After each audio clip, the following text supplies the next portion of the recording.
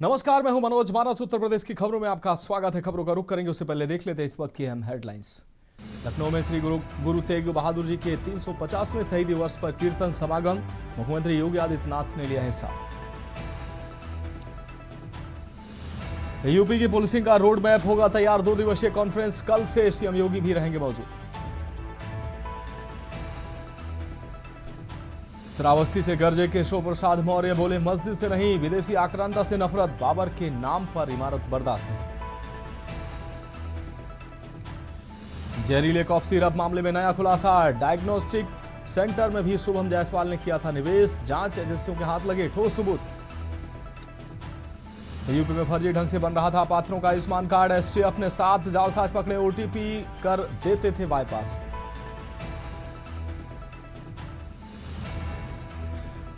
और प्रदेश में कोहरे और ठंड का प्रकोप जारी। हाईवे पर धीमी गति से चले वाहन, हादसों का खतरा बढ़ा।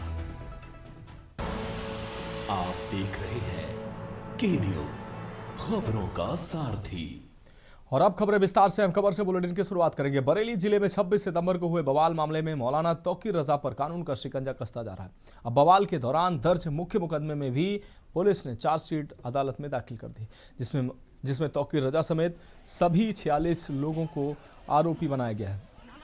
कानून के जानकारों का कहना है कि तौकीर की जल्द जमानत होना अब मुश्किल होगी। तौकीर रजा पर आरोप लगे हैं कि उनके बुलावे पर भीड़ जुटी थी। भीड़ ने ही शहर में बवाल करने को सही माना है। आपको बता दें, कुल 11 केस इस बवाल को लेकर दर्ज हुए थे। मुख्य मुकदमा कोतवाली में दर्ज हुआ था। मुख्य मामले की विवेचना 2 स्तर से हुई। पहले एसआईटी ने की और बाद में क्राइम ब्रांच के इंस्पेक्टर संजय धीर ने की। जांच अफसर ने अब मुख्य मुकदमे में नामजद 46 आरोपियों के खिलाफ चार्जशीट दाखिल की है। इन सभी आरोपियों में से ज्यादातर गिरफ्तार किए जा चुके हैं, कई जमानत भी करा चुके हैं। जांच में CCTV footage, video call detail और गवाहों के बयान के आधार पर आरोप तय किए गए हैं। सरकारी संपत्ति को नुकसान, पुलिस पर पथराव और माहौल बिगाड़ने के आरोप इसमें शामिल हैं।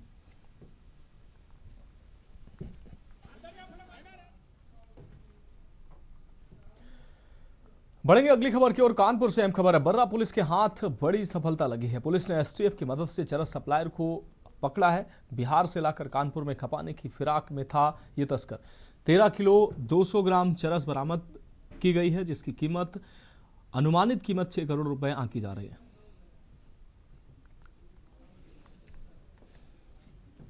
क्या नाम है तुम्हारा? कहाँ से माल लेके आ रहे थे? कितना माल है? 13। कहाँ लेके जा रहे थे? किसके कहने पे? किसने भेजा था?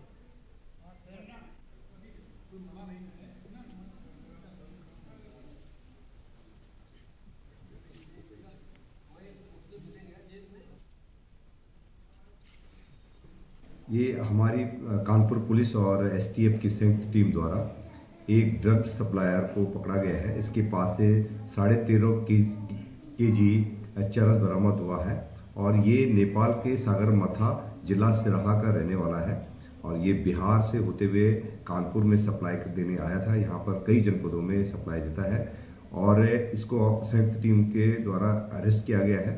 इसमें इसके कौन कौन से लिंक हैं, इस पर हमारी टीम जांच पड़ताल कर रही है और हमने इसको, क्योंकि बहुत अच्छा कार्य हुआ है, इसके लिए अपनी पूरी टीम को मनोबल बढ़ाने के लिए 50,000 रुपये का इनाम घोषित किया है। बढ़ेंगे अगली खबर की ओर। लखनऊ से अहम खबर है। विधानसभा के सामने हिंदू महासभा ने प्रदर्शन किया है। पुतला जलाकर इस विरोध प्रदर्शन को अंजाम दिया है। बांग्लादेश में हिंदुओं की हो रही नृशंस हत्या को लेकर ये विरोध जताया गया है। पुतला जलाकर विरोध प्रदर्शन किया गया है।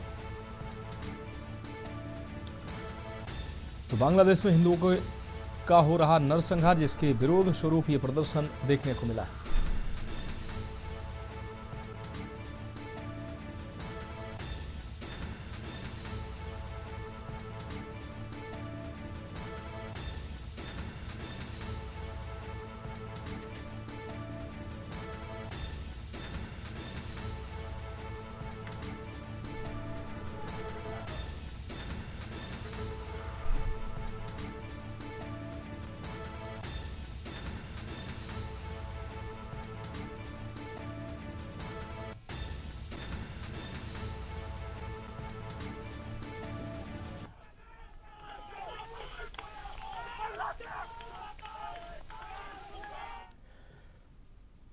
अब बढ़ेंगे अगली खबर की ओर। रायबरेली पुलिस ने सातिर लुटेरों के गैंग का पर्दाफाश किया है। लूट के सामान के साथ 6 आरोपी गिरफ्तार किए गए हैं। युवकों के पास से लाखों रुपए के जेवर व नकदी बरामद हुई है।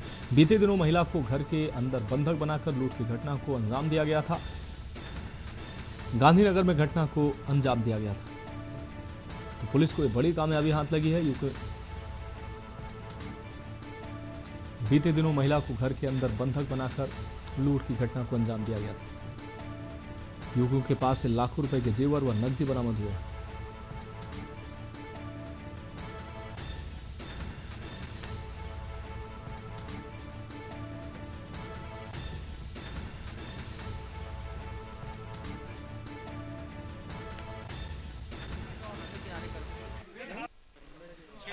इक्कीस दिसंबर की 8 से 9 बजे रात के पास एक दंपत्ति हैं रामकृष्ण पांडे, उनकी नहीं थे आवाज पे, उनकी धर्मपत्नी जी थी।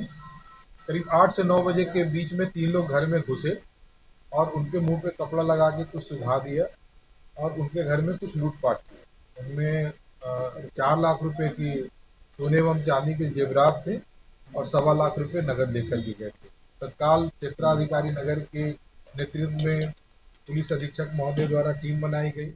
और इस बीच उत्तर प्रदेश के कानपुर से अहम खबर सामने आ रही है। अहम खबर आपको दिखा रहे हैं, बर्रा पुलिस के हाथ बड़ी सफलता लगी है। कानपुर से इस वक्त की बड़ी और अहम खबर, बर्रा पुलिस के हाथ बड़ी सफलता लगी है। बर्रा पुलिस के हाथ बड़ी सफलता लगी है। बिहार से लाकर कानपुर में खपाने की फिराक में था ये तस्कर। 13 किलो 200 ग्राम चरस बरामद हुई। तो चरस की बड़ी खेप बरामद की गई है। बर्रा पुलिस को बड़ी कामयाबी हाथ लगी है। चरस की अनुमानित कीमत 6 करोड़ रुपए आंकी जा रही है। तो बड़ी कामयाबी पुलिस को मिली है। 6 करोड़ की चरस पुलिस ने बरामद की है। बिहार से लाकर कानपुर में खपाने की फिराक में था तस्कर। 13 किलो 200 ग्राम ये चरस, जिसकी अनुमानित कीमत 6 करोड़ रुपए आंकी जा रही है। बर्रा पुलिस के हाथ लगी है बड़ी सफलता। कानपुर से इस वक्त की अहम खबर।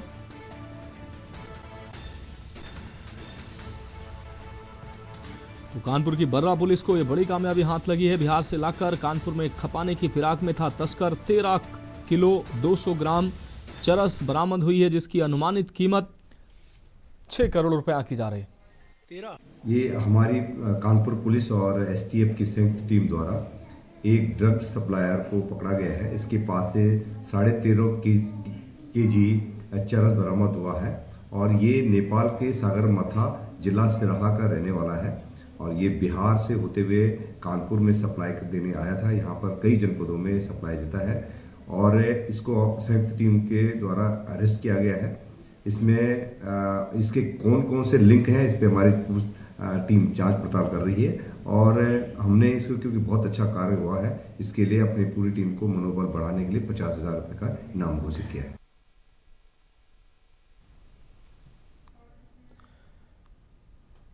बढ़ेंगे अगली खबर की ओर। सोनभद्र में पुलिस अधीक्षक के निर्देश में जिले की स्वाट और पिपरी थाना पुलिस को बड़ी कामयाबी हाथ लगी है। पुलिस ने तस्करी की एक सातिर साजिश को नाकाम करते हुए 2296.8 लीटर अवैध अंग्रेजी शराब बरामद की, जिसकी बाजार में कीमत लगभग 17 लाख रुपए आंकी जा रही।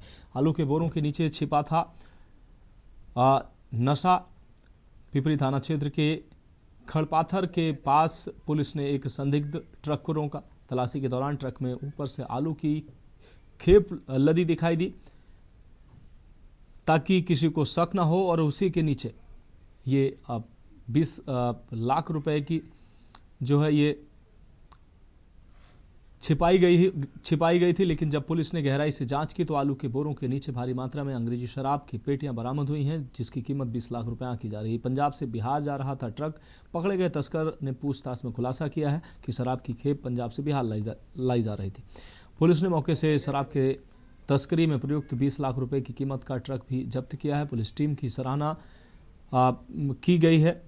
एसओजी और इस पुलिस की संयुक्त कार्रवाई में इस सफलता को हासिल किया गया है।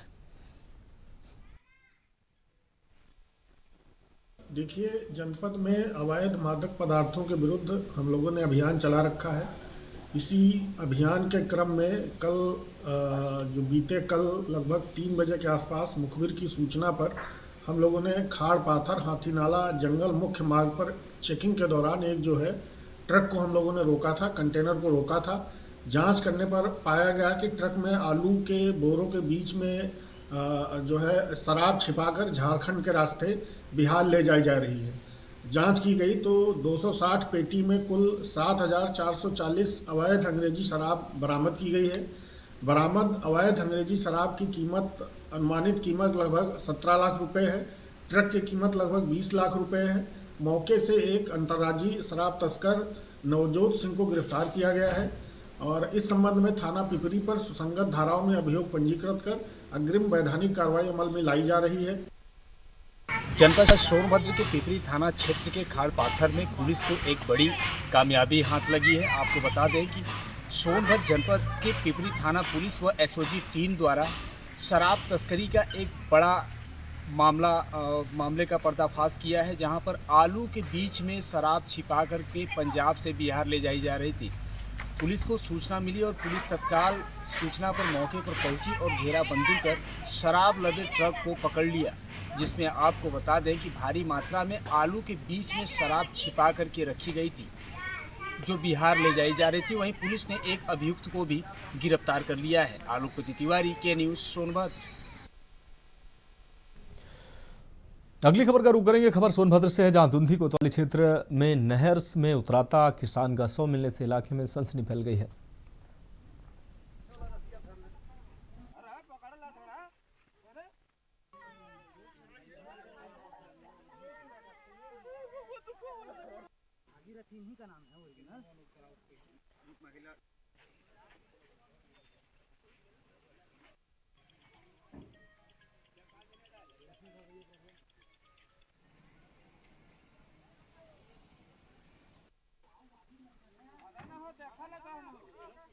के पास नहर से शव बरामद हुआ है, जिसके सिर पर गंभीर चोट के निशान पाए गए हैं, जिससे हत्या को मौत दर्शाने के लिए शव को नहर में फेंके जाने की चर्चा की जा रही है। पुलिस ने शव को पोस्टमार्टम के लिए भेजा है। पुलिस के मुताबिक सुबह शौच के लिए निकले ग्रामीणों की सूचना पर शव बरामद किया गया है।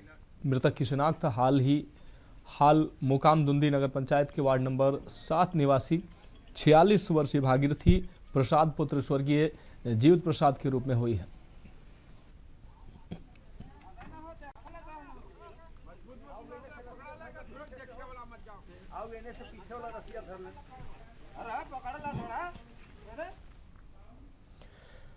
अब बढ़ेंगे अगली खबर की ओर। कानपुर में नशा और तेज रफ्तार एक बार फिर कानून पर भारी पड़ते नजर आ रहे हैं। 23 दिसंबर की रात गंगा बैराज रोड पर चेकिंग के दौरान उस वक्त अफरा तफरी मच गई जब तेज रफ्तार कार सवार नशे में धुत युवकों ने पुलिस बैरिकेडिंग तोड़ते हुए जवानों को कुचलने की कोशिश की। कार की रफ्तार इतनी तेज थी कि मौके पर मौजूद पुलिसकर्मी किसी तरह जान बचाकर पीछे हटे, जिस दौरान एक होमगार्ड और 2 एसआई घायल भी हुए।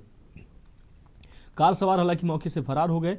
घटना के बाद पुलिस के सामने सबसे बड़ी चुनौती ये थी कि कार पर कोई नंबर प्लेट नहीं थी, जिससे शुरुआती जांच में कोई ठोस सुराग नहीं मिल पा रहा था। लेकिन पुलिस ने हार नहीं मानी और पूरे पैटर्न पर गहराई से काम शुरू किया। आसपास लगे सीसीटीवी कैमरों की बारीकी से जांच की गई, जिसमें अहम सुराग हाथ लगा। फुटेज में साफ दिखाई दिया कि घटना से पहले कार सवार युवक एक शराब के ठेके पर रुके थे और वहीं से शराब खरीदी थी। जांच में सबसे मजबूत कड़ी तब सामने आई जब पता चला कि शराब का भुगतान नगद नहीं बल्कि ऑनलाइन यूपीआई के जरिए किया गया था। इसी डिजिटल ट्रांजैक्शन के आधार पर इसी को पुलिस ने आधार बनाकर जांच को आगे बढ़ाया और संदिग्धों की पहचान कर ली।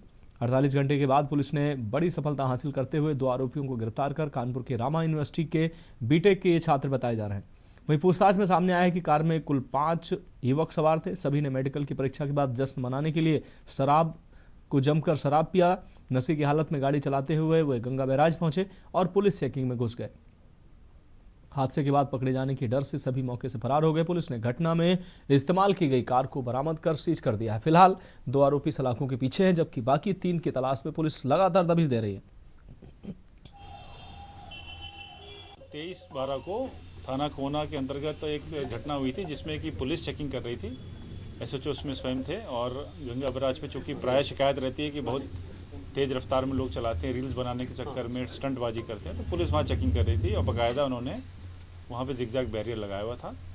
तो करीब 6:28 की बात है, जैसा कि कैमरे के फुटेज में दिखाई दिया, एक काले रंग की औरा गाड़ी वहाँ से आती है जिसको रोकने का प्रयास किया जाता है। तो वो फुल स्पीड में बैरियर पे, जो 3 बैरियर पे, तीनों पे टक्कर मारती है बहुत तेज़ी से।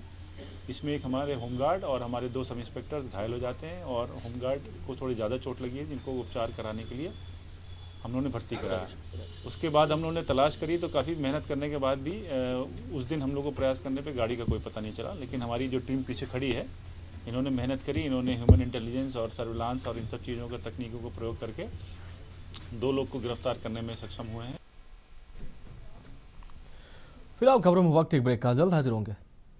ब्रेक के बाद उत्तर प्रदेश की खबरों में एक बार फिर से आपका स्वागत है। बढ़ेंगे अगली खबर की ओर। जौनपुर जिले के खुटहन थाना क्षेत्र के अंतर्गत पनौली गांव में बेखौफ बाइक सवार बदमाशों ने एक जनसेवा केंद्र संचालक की धारदार हथियार से वार कर निर्मम हत्या कर दी। इस घटना के बाद इलाके में सनसनी फैल गई और स्थानीय लोगों में गहरा आक्रोश है। लूट नहीं, हत्या का उद्देश्य सामने आया। प्रारंभिक सूचना के बाद मौके पर पहुंची पुलिस ने जांच शुरू की तो मामला और भी पेचीदा नजर आया। आमतौर पर केंद्र संचालकों के साथ लूट की घटनाएं होती हैं, लेकिन इस मामले में पुलिस की जांच में यह स्पष्ट हुआ कि मृतक के पास मौजूद नकदी सुरक्षित थी। बदमाशों ने संचालक के पास रखे पैसों को हाथ भी नहीं लगाया, जिससे अंदेशा जताया जा रहा कि हत्या की वजह पुरानी रंजिश या कोई निजी विवाद हो सकता है। मौके पर पुलिस की घेराबंदी। घटना की सूचना मिलते ही खुटहन थाना पुलिस और उच्च अधिकारी के साथ पनौली गांव पहुंचे। पुलिस ने शव को कब्जे में लेकर पोस्टमार्टम के लिए भेज दिया है। घटनास्थल पर फोरेंसिक टीम और स्थानीय पुलिस साक्ष्य जुटाने में नजर आई। आज दिनांक 26 दिसंबर 2025 ये ग्राम है पनौली, थाना क्षेत्र खुटहन। यह हमें सूचना प्राप्त हुई लगभग 10:30 पे, जिसमें बताया गया है कि एक व्यक्ति है जिनका नाम फूलचंद और सेवाराम जी है, जिनकी उम्र लगभग 60 वर्ष है। यह एक ग्राहक सेवा केंद्र का संचालन करते हैं और ये बताया गया कि इनके सर पे गंभीर चोट है और इनको अस्पताल ले जाया जा रहा है। तत्काल जब पुलिस मौके पे आई, पुलिस जब गई तो अस्पताल में इन्हें मृत घोषित किया गया। तभी सीनियर अधिकारी द्वारा घटनास्थल का निरीक्षण किया जा रहा है और प्रथम दृष्टया ये पाया जा रहा है कि इनके सर पे किसी वस्तु से गंभीर चोट दी गई है और घटनास्थल पे बॉडी के पास में ही एक ईंट भी बरामद हुई है। जनपद बाराबंकी में सड़कों पर अक्सर खटारा और डग्गा मार वाहन फर्राटा भरते नजर आते हैं, जिनके चलते कई सड़क दुर्घटनाएं भी हो चुकी हैं। आपको बता दें, बढ़ी हुई ठंड और कोहरे के चलते ऐसे वाहन दुर्घटनाओं के बढ़ने के कारण बन रहे हैं, जिसके चलते जिलाधिकारी शशांक त्रिपाठी के सख्त निर्देशों के अनुपालन में परिवहन विभाग अब सख्त रुख अपना रहा है। वाहनों की फिटनेस की जांच के साथ विभाग द्वारा रोस्टर बनाकर चेकिंग की कार्रवाई की जा रही है। संभागीय निरीक्षक प्राविधिक बलवंत सिंह यादव ने बताया कि वाहनों की फिटनेस के लिए शुल्क ऑनलाइन जमा किया जाता है, जिसके बाद वाहनों का फिटनेस टेस्ट होता है। पास होने पर ही अप्रूव किया जाता है। बगैर वाहन लाए बिचौलियों के सहयोग से रिश्वत देकर फिटनेस टेस्ट कराए जाने के सवाल पर उन्होंने कहा कि बाराबंकी में ये संभव नहीं है और हम ऐसे किसी वाहन का फिटनेस अप्रूव नहीं करते हैं जो सामने लाकर फिटनेस टेस्ट ना कराया हो।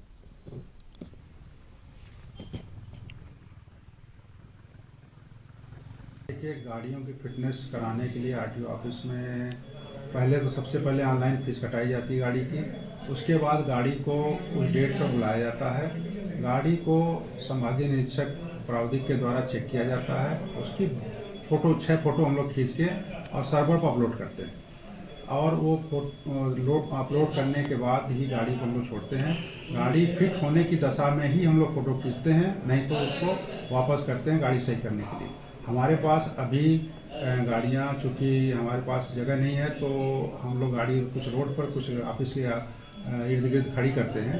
हमारे जनपद में ATS मतलब ऑटोमेटिक टेस्टिंग सेंटर जो है, स्टेशन जो बन गया है हरक के पास हैदरगढ़ रोड पर, वो अभी चालू होने के लगभग कगार पे है। चालू नहीं हुआ है, लेकिन जल्द से जल्द चालू हम लोग कराने के लगे हुए हैं। उसके बढ़ते ही लगातार कोहरे का प्रकोप जारी है। जैसा ज़्यादातर देखा जाता है कि जिन वाहनों का फिटनेस नहीं है वो भी पराठे भरते नजर आते हैं और लगातार दुर्घटना का शिकार हो जाते हैं। जनपद बाराबंकी का आरटीओ विभाग इस पर काफ़ी सख्त नजर आ रहा है। यहाँ पर आप देख सकते हैं वाहनों का फिटनेस चेक किया जा रहा है। आरआई मौजूद है मौके पर और जो वाहन स्वामी हैं वो यहाँ पर मौजूद हैं। इसकी फीस की जो प्रक्रिया होती है, क्योंकि ज़्यादातर इसमें बाहर से ही फीस जमा होती है, किसी प्रकार से विभाग का दखल इसमें नहीं रहता है।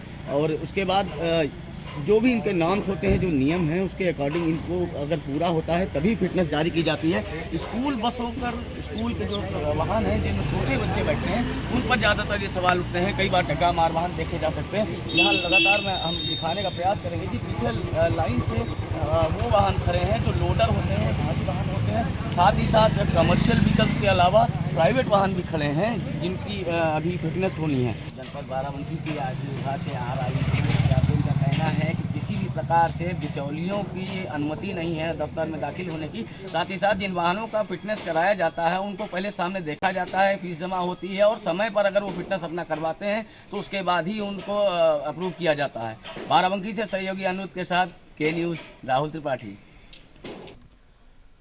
अगली खबर भी बाराबंकी से, जहां प्राथमिक विद्यालय अगेहरा कछाट की छात्रा पूजा ने प्रधानमंत्री नरेंद्र मोदी के हाथों राष्ट्रीय बाल पुरस्कार प्राप्त कर स्कूल और गांव ही नहीं बल्कि जिले के साथ प्रदेश का भी नाम रोशन किया है। प्रतिभाशाली छात्रा के पिता पुतीलाल दिहाड़ी मजदूर के तौर पर परिवार के भरण पोषण की जद्दोजहद करते हैं, जबकि मां सुनीला प्राथमिक विद्यालय में मात्र 2000 रुपये मासिक मानदेय पर काम करते हुए गृहस्थी में सहयोग करती हैं। लोकतांत्रिक व्यवस्था में राजा रानी के घर ही राजकुमार या राजकुमारी नहीं पैदा होते। पूजा ने विपरीत परिस्थितियों के बावजूद गाइड टीचर राजीव श्रीवास्तव के मार्गदर्शन में भूसा धूल पृथक्करण यंत्र तैयार कर ये स्वयं सहित सभी को गौरवान्वित किया। इसीलिए पूरे देश के 20 बच्चों में पूजा का भी नाम सुनते ही परिवार और शिक्षक शिक्षिकाओं सहित सभी की बाँछें खिल उठी। निश्चित रूप से एक गरीब परिवार की घर की बेटी ने न सिर्फ जिले का प्रदेश का नाम रोशन किया। उत्तर प्रदेश, आपके पिता एक मजदूर हैं तथा मां स्कूल में खाना बनाती हैं। आपने एक चाप डस्ट सेपरेशन मशीन विकसित की है जो गेहूं थ्रेशर से। जनपद बाराबंकी की बाल वैज्ञानिक पूजा पाल को आज प्रधानमंत्री पुरस्कार से सम्मानित किया गया है। पूजा पाल बाराबंकी के एक दिहाड़ी मजदूर की पुत्री हैं। उन्होंने एक धूल रहित थ्रेशर का मॉडल बनाया था, जिसके बाद जिलाधिकारी बाराबंकी द्वारा भी उन्हें सम्मानित किया गया था। साथ ही साथ उन्हें इंस्पायर अवार्ड से भी सम्मानित किया गया है। ये जनपद बाराबंकी के लिए काफ़ी गौरव की बात है। पूजा पाल के शिक्षक राजीव श्रीवास्तव ने उनका नाम प्रधानमंत्री पुरस्कार के लिए दर्ज कराया था, जिसमें पूरे देश में चयनित 20 बच्चों में उनका नाम भी शामिल है। इसके चलते जनपद बाराबंकी का गौरव पूरे देश में बढ़ चुका है। बाराबंकी से ए न्यूज़ के लिए राहुल त्रिपाठी। बढ़ेंगे अगली खबर की ओर। राजधानी के बाद प्रदेश के सबसे बड़े व्यापारिक केंद्र कानपुर में आयकर विभाग ने एक बड़ी कार्रवाई को अंजाम दिया है। आयकर विभाग की क्राइम इन्वेस्टिगेशन टीम ने शहर के रजिस्ट्री कार्यालय पर अचानक छापा मारा, जिससे सरकारी महकमे में हड़कंप मच गया। ये कार्रवाई असिस्टेंट कमिश्नर के नेतृत्व में 3 सदस्यीय विशेष टीम द्वारा की जा रही है। 1000 करोड़ की डेटा वेरिएशन छापेमारी का आधार बना है। सूत्रों के अनुसार आयकर विभाग को रजिस्ट्री रिकॉर्ड और वित्तीय लेनदेन के डेटा में भारी विसंगतियां मिली हैं। शुरुआती जांच में करीब 1000 करोड़ रुपए के डेटा वेरिएशन हेरफेर का मामला सामने आया है। इसी इनपुट के आधार पर टीम ने सब रजिस्ट्रार प्रथम कार्यालय के रिकॉर्ड्स को अपने कब्जे में ले लिया। कंप्यूटर और डिजिटल दस्तावेज खंगाल रही टीम आयकर विभाग के अधिकारी वर्तमान में दफ्तर की कंप्यूटरों, फाइलों और सभी महत्वपूर्ण डिजिटल दस्तावेजों की गहनता से जांच कर रहे हैं। आपको बता दें, SR1 से जुड़े अधिकारियों और कर्मचारियों से भी टीम लगातार पूछताछ कर रही है। छापेमारी के दौरान रजिस्ट्री कार्यालय में बाहरी व्यक्तियों का प्रवेश रोक दिया गया और कामकाज प्रभावित रहा।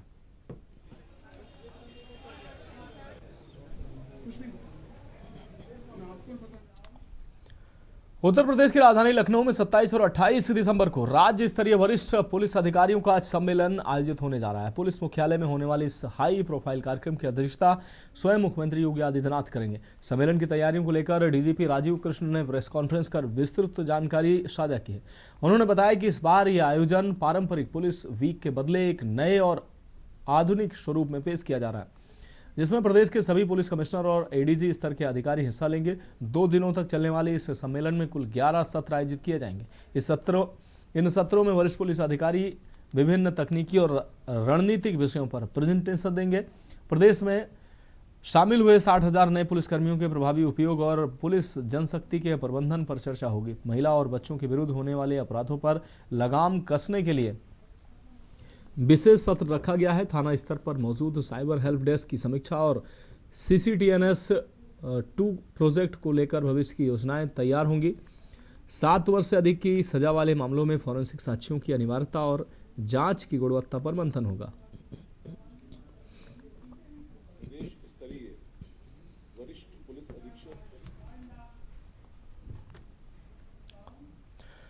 फिलहाल उत्तर प्रदेश की खबरों में अभी के लिए मेरे साथ इतना ही। मुझे दीजिए इजाजत और आप देखते रहिए के न्यूज़ इंडिया। गोल्डी मसाले लाए हैं